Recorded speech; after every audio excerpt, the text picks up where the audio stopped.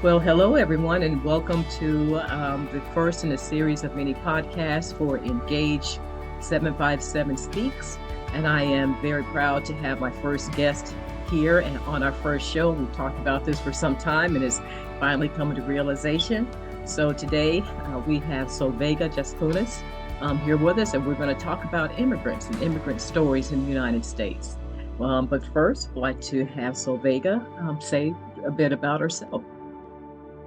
Well, first of all, I want to say thank you to you and also to tell how personal this podcast feels for me because I remembered our conversation when I basically posted my first post about an Mm. immigrant experiences and the conversation I had with you then and how much influential that conversation was for me because you showed the value of those conversations. So now, continuation of that, it feels really special and personal. Otherwise, I'm a mentor, I'm a career coach and HR consultant, and my passion is to help other immigrants to succeed and thrive in the United States. Great. I know you have on so many titles, and they seem to continue on. You're just contributing so much. First, I want to ask Solveiga, is that the proper term to use? Is that okay? Yes, I think it's definitely okay. There are many people I found that they don't feel comfortable with the title, but I am, and I'm proud of that experience, and I value that experience because it really reflects of this is the best word that reflects my experience, and I don't know why people have different feelings about it because this is experience that shapes who I am today. It shapes the work I do. And yes, I definitely am proud to be an immigrant. Well, immigrants and immigration are very much a hot topic these days.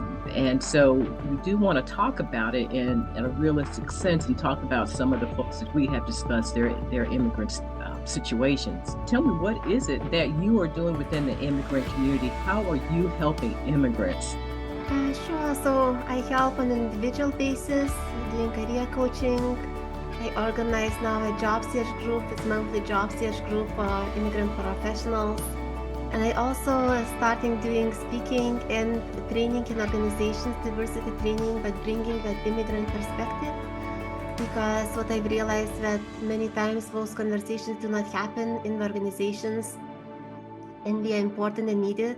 And also like I want to bring those conversations in a public space, even sometimes it feels uncomfortable because I want to change that negative narrative that exists about immigrants and show that being an immigrant does not make you less worthy in any way, but it really expands your experience and expands your world. Well, I just want to tap into something you said about immigrants with employers and helping employers with things that they need to know to make immigrants comfortable in their environment, but also immigrants as part of that whole diversity, equity, inclusion, but also that comes along with belonging. So, with regard to that, are employers reaching out to you to help? With the integration of immigrants into their organization, or you helping them to source hires for immigrants in their organization? And how do you help them to connect that with both giving the immigrants a sense of belonging and giving the employer the tools that they need to make that new person a part of the organization? Mm-mm. So actually, it's interesting now. Quite a few requests. Actually, I'm getting more from international organizations than from the Wow. states. And actually, it's interesting that all the proposals for the conferences in the states actually got rejected, but I got invited to 5 international conferences and where I'm speaking because topics about immigrants is not only for the states, everywhere in the world there are people, immigrants and refugees, and in some ways this topic is not only for United States, it's for everybody, for all organizations in all different countries, how we can support employees from other backgrounds. And initially, when I started speaking, I just wanted to practice actually to get better as speaker. And of course, I felt very passionate about the topic. But yeah, the feedback I got from other people that it resonates from people from different backgrounds. This is important for people with disability, or it's important for people facing different stereotypes. Or now, like when I went back to my own country, they say this topic will be very important for Lithuanians coming back to and get reintegrated here. So it brings a lot of different layers. And yes, I hope that more employers will see value and they will start reaching out. We'll see. Well, I think we will, and I think as and the more that you're out there, and I'm seeing you almost every week. It's like a new podcast or a new video or something that's out there, and that's very exciting. I'm very excited for you, and it's really exciting just to see how you're growing and developing, and your audience is growing too. So, just tell us a little bit about your journey as an immigrant. Having left your home country because of the invasion of Russia, it was difficult because you have discussed this before. But also, there's some time that you were also living as an undocumented worker in another country. So tell us about that. Because yes, it was a short experience. When I was a student in Lithuania, I was a student just shortly after the Soviet Union collapsed, and the economy collapsed as well. Was not so many job opportunities, and it was actually quite common for people to go to other countries and to make some money and during summers. And this is when I went to England, and also like I went because it was my dream to see the country, but I also didn't have the money, so it was the only way I could see the country and could meet some people I got to know, and also to make some money as a student. And yet that experience was definitely difficult. It was an eye-opening.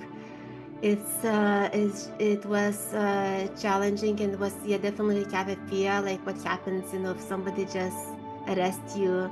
And yes, even now, like when we talked about it, I had a doubt, should I even talk about it? Because even it was like long time ago, you still have almost a fear like of the consequences, even if you haven't done anything wrong. You actually helped, you worked, you helped. And you learn. I've learned from that experience. So yeah, I think, but in some ways it's important understanding when people think about illegal immigrants. Sometimes we separate, oh, this person is a good one, or this person is a bad one. This is a correct immigrant, this is not a correct immigrant. But they don't see that sometimes the same person can have both experiences. And it doesn't change who you are, like what you stand for, your moral values. You just maybe don't have the same opportunities in the society, or maybe you have more fears if you have a different status, but it doesn't really change your perspective. Well, it doesn't. Well, maybe perspective, but not who you are, yeah. But who you are, and it see what there is with the rhetoric that's out there, that we're seeing in the news and in the media, the dehumanization of immigrants. So it's easy to attach stereotypes, and labels to folks, and it's sometimes the people they honestly don't know. But then there's some that still doesn't mean that you can't recognize the basic humanity in a person, regardless of where they're from. Now, I did have a conversation with someone that you had introduced me to that was from Afghanistan. And we had a really good conversation, but because of his particular immigration journey, he did not want to be recorded or have his name out there because he's still in fear of his life and the security of his family. He worked for the U.S. government. He helped as a translator in Afghanistan. And it was his understanding that he and his family would be able to get passage to the United States for their safety, because it wasn't going to be safe for him to stay in his home country. We talked about the challenges with that. And I know you know this person as well, and tell us about the fears that some immigrants have, and some people may not ever be able to go back to their country. Yeah, and yes, like I think him is really some ways heartbroken because yeah, he has a legal status, and yes, people sometimes still have a fear speaking up of the safety of their own or the family, and that is really sad. For me, when I thought of him, like his English is so perfect, and he worked before for international NGOs, very famous, the ones that have the same offices in the States, and yet he cannot find a professional job or even have an interview because his experience doesn't count it as equal. Even in my eyes, his experience is almost more valuable because he worked in very difficult situation. And that experience should be important and needed, and then everybody valued his work back there, so why it will be different right here. But yes, I as I said, like even for me was, should I talk about it, what the consequences could be for me. And I think altogether, like as an immigrants, we very frequently feel more vulnerable because we're in a new country and we're in a new environment, and we frequently feel judged, and we afraid that what we say or how we say or the mistakes we make, how it will affect our chances. Will we have the same opportunities, or maybe we'll hurt ourselves? And yes, especially in his situation when he just came and he's trying to establish himself professionally, and maybe yeah, he has a very strong fear like about his family back there, like what will happen to them. So yeah, I completely understand that as well. As in his story, I was still very inspired about his journey and the different routes that he and his family had to take and what it took for him to finally get here, and still the challenges that he has. But he also opened my eyes to how immigrants are, like you said, they are one. And he has had direct experience with immigrants that have been taken advantage of by organizations that supposedly have been, to help them with their transition. So that was very sad to hear. There was also a gentleman from Cuba that is working through the system, but he's so frustrated right now because of the difficulties that he is experiencing with going through the immigration process the right way, the correct way, or so you say, the legal way. So have you had experience with folks that are frustrated or have become frustrated with trying to go through the legal challenges, the correct challenges for immigration? Well, definitely I had, and even like now, like still, people from Ukraine, they should be eligible for this refugee status and help. And I got an old person who took like almost a year for her to work legally in the States because she fled the country just before the war started. Not fled, but she came for vacation, but she couldn't go back because of the war. But she was seen as different just because she came a few weeks before the war. And even so, I think sometimes, yeah, even like the people who have to get a legal status, sometimes they have difficulties. I also know that, like even for me, like I got the Social Security very fast when I came to the States, and I could work like very fast. But now, somebody who gets married and they are foreigners, it takes forever for them legally to work. So I think the system changed. And yes, I recently know one American who moved to France because her husband from France who couldn't get documents for 3 years, and then we decided to move to France because in France she could work right away. So yeah, I think it definitely becomes more challenging, and I don't know, sometimes even doesn't make any sense. It doesn't. It really doesn't. And how it can change at any time. It can change based on, who's in office. It can change on what's happening. With 9/11, so many things changed with the Patriot Act, even within the United States. Just trying to prove you're who you are, just go get a driver's license has changed. for a minute, just switch up and talk about some of the wonderful people that you've introduced me to and folks that I've met that have shared their stories. Let's talk about Drusilla. Mhm. She came here as a refugee from Rwanda. And my goodness, what a compelling and inspiring journey that she's had. So you've known her much longer than I have. So after watching her video, what did you think? What are your thoughts? Well, it was incredible, and as I said, I talked to Drusilla for a few hours. And yes, I thought you need to hear her story because it's so inspirational, and this is where it shows like the journey as a refugee. And being a refugee is a completely different journey because in Drusilla's situation, she cannot go back, and it's not clear when and if she could be able to go back. Many refugees I worked with, sometimes they even don't want to go back to their countries because they brings like a lot of negative memories. And yes, it for some people, they cannot do that because it's not safe, like in Drusilla's situation. For me, her story was like really inspiring how strong she is, how resilient is, and her courage to move and to leave everything behind, not knowing if she will make safe or not, and then to work so hard and luckily to reconnect with her family. It's really amazing, and the work she does now is also incredible. Yes, it is. She's just really inspired by her and hope to have more conversations with her to talk about what her life was like in Rwanda before she left. She did a roots back, but she was a part of the government there, and she left her child at a very vulnerable age, and what it took to get her family reunited. But still, that she's such a positive person, and it just resonates. And so I hope folks will watch her video.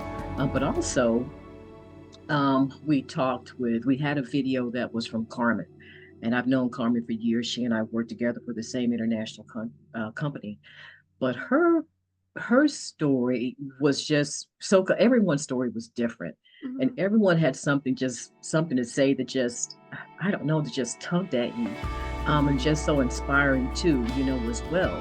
But with her journey, that she had from living in 3 different countries, and some of the very powerful words that she had to say. What did you think of Carmen's video? I watched it several times. Yeah, yeah, I did watch yeah. it several times, and almost like every line what she says, so powerful. But what it is really, what she touched a very painful topic, a topic that has a lot of layers on belonging and identity. Hmm. And definitely belonging is a journey that takes time. And what I almost like you need to make a decision, and was for me quite thought-provoking what you said, like even when we die we need to choose a place where we belong. And it can be a very difficult decision for somebody who lived in a few different countries.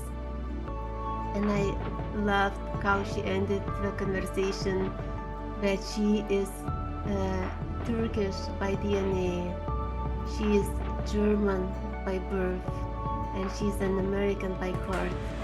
And that is just like so, I don't know, powerful, and almost like brings all the identities together, but gives them different names and different like layers. And for me, definitely when I came, I didn't think that maybe I would ever belong. It was Hmm. definitely challenging. And what also like she brought that the harder she tried to belong, like the more she felt that she didn't belong. And actually, it makes completely sense, because for me, when I suddenly start walking in the rooms where I was the only non-native speaker, and I will say, no matter how uncomfortable, try to belong. Maybe other people don't see it, but I will try to make it work, even speaking when it feels uncomfortable.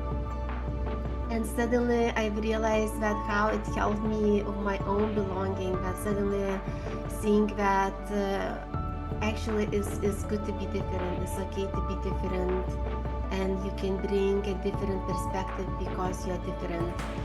And yes, I think sometimes it feels safer to be in the room where everybody's from the same culture, speaks the same language, or maybe speak other languages.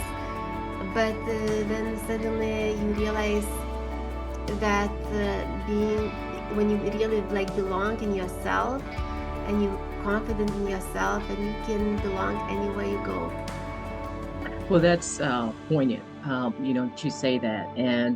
Um, and I have myself witnessed being in a room or being in a space with someone that English was not their first language, and how they are the ones that try to make me feel comfortable by changing the cadence and the way they speak. And some folks have gone even to the extent of wanting to be connected with changing their names so that they're easier for their fellow Americans or their fellow Americans to be can feel more comfortable with them. So, and one of the other videos that we watched was wonderful, and he had such a wonderful story. They seemed like he could be comfortable anywhere he went, and that was with Muhammad and his story of his immigration from Morocco, coming here as a student and falling in love, and where he's living now. Who knew that someone from from his background, that's living in Montana, but he was just, and again, just a wonderful story. But his story too, like many of the others, and I would like to tap into this, is how was speaking with these immigrants, the stories that they had is how important it was for them to give back Mm-hmm. in some way, how they are making contributions other than just working and paying taxes and whatever, but with the nonprofits they had, with supporting other people that may be marginalized. And so the importance of them giving back, I thought, was something that we all could embrace. But tell us about that. Yeah, I got to know, and he's very giving. He helped me of my presentation and give feedback on my speech, and that was really, really nice. And yes, I think with a lot of immigrants, when you come to a new country, you sometimes people expect that you'll give back right away, but it takes time. It takes Mm-hmm. time to adjust. But definitely that experience shapes who you are, and it makes more sensitive to others. And yeah, what I love about Mohammed's video is just so many things, but the way when he talked about the power to inspire, the power to change, the power to learn, the power to choose, and then he talked about the power of prayer. And it really made me stop and think about all the powers, because somehow it's almost like a good reflection that all of us have it, but sometimes we almost don't see it. And we don't see even elementary things that we can contribute as much, or we have this almost imposter syndrome. But in fact, that yes, experience we bring, it can help other people to inspire, it can help them to learn. We can learn from that experience ourselves. And also, I really liked the lessons he gave, and especially the one was about that all the choices have the consequences, and that Yes. make those choices that will give a positive impact for yourself and others. And I think almost it summarized what he is about, because this is how I see him. An incredible man, such incredible stories, and that won't be the end of it, nor will it be the end of our time with you. Because we want to catch up with you later on and hear more about you and want you as you progress. But one thing I do want to tap into before we leave, and we talked about this. The name of this segment is called "Stranger in a Strange Land," and I wanted you to talk about what that means to you and the connection with Harriet Tubman, because it really the connotation and the feel of it changed a lot when it came from Yeah, so I mentioned before I picked that quote for Juneteenth, and this is, I think, it's a very special holiday, and the holiday that also resonates to me a lot, you. because I know what it's like not to be free in my own country. We couldn't leave the borders, we were locked for many years. For many years, but the quote really resonated a lot as an immigrant, because Even it is very different times and very different experiences, because sometimes you feel like a stranger when you come to a strange land and you don't know if you ever will belong. But I cannot imagine what it's like to feel a stranger in your own country and feel not accepted and feeling that you don't belong, or other people see that you don't belong. That is a very different and more heartbreaking experience. But I also wanted, to ask you. I want to ask you about like what inspired you to do this first podcast about immigrants, because you're not an immigrant yourself, and that you are so passionate about making a difference for other immigrants. That's really interesting now that you turned the tables on me. And thank you for asking that question. And I think it because, number one, I don't feel like I'm just a citizen of this country. Yeah, I'm here by birth, but I'm a citizen of the world. Been very fortunate to have traveled, and I have been lived in foreign countries, although they may have been on a military base, but there were things that were new to me, the new feel and learning how to integrate within that culture, learning about the different foods and the different languages and different holidays and all of that. And that's just always been such an inspiring to me, and just curious.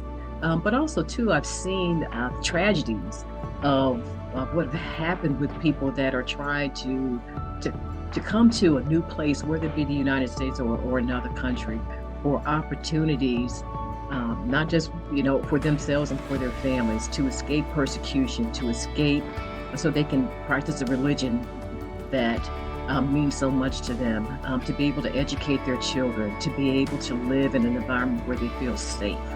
And I think it takes a lot. I think about Solveiga, if I had to leave my country with my kids and just leave what I had in my hands.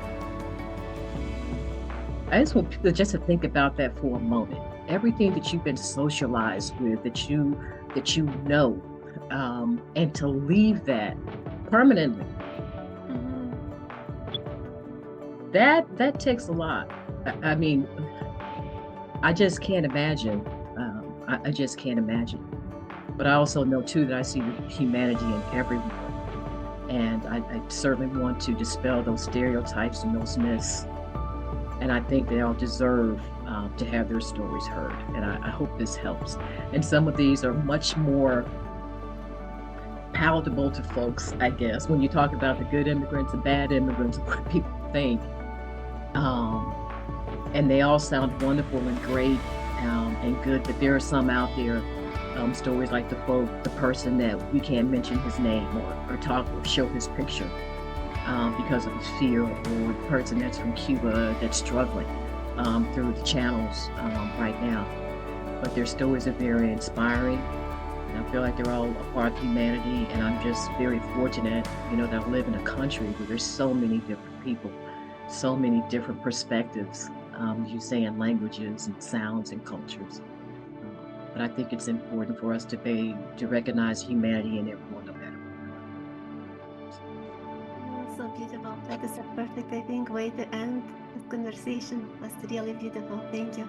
Well, thank you for for turning the tables on me in that question. So I thank you so very much for agreeing to be my first guest, our first guest on Engage 757 Speaks. So this is wonderful, and it won't be our last one, I promise you. And I hope you'll want to come back and talk to us. Yes, I always will be here for you.